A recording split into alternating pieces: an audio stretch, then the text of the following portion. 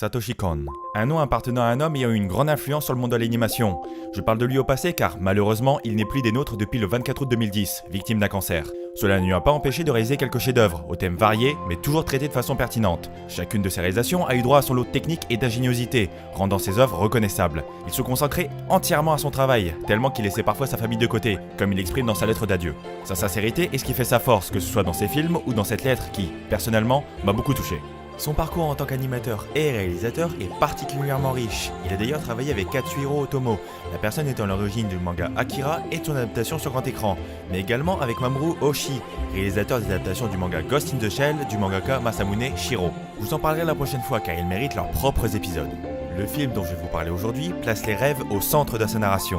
Paprika, sorti en 2006, est une adaptation tirée du livre éponyme de Yasutaka Tsutsui, relatant les recherches d'un psychologue utilisant une technologie permettant d'accéder aux rêves de ses patients.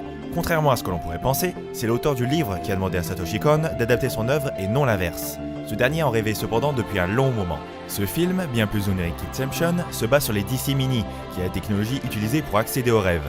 Paprika utilise cette technologie pour soigner des patients en accédant à leurs rêves, car ses œuvres, et je parle ici du roman et de son adaptation, présupposent que les rêves sont un reflet de notre subconscient dans lesquels nous refoulons ce à quoi nous voulons échapper.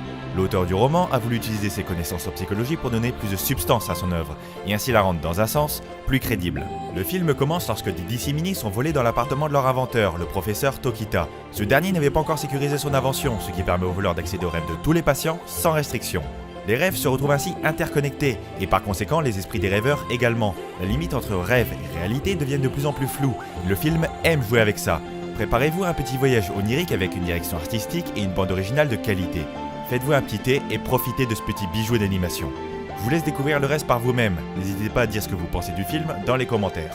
On se retrouve la prochaine fois pour une autre vidéo.